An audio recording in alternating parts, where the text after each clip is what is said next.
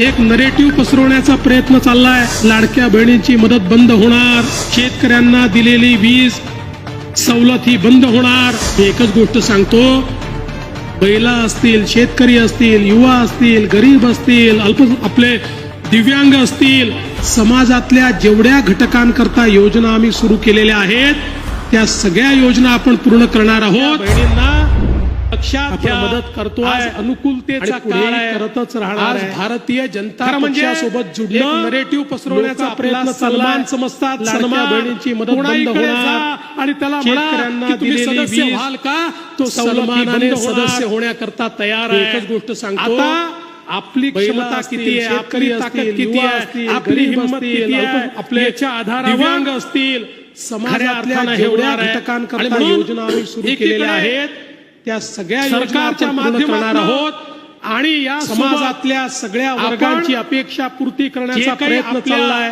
घोषणा आमच्या लाडक्या बहिणींना ते देखील आपण मदत करतोय प्रयत्न आणि निश्चित करतच राहणार, या ठिकाणी करणार आहोत। म्हणजे त्याची सुरुवात आपण केलेली आहे।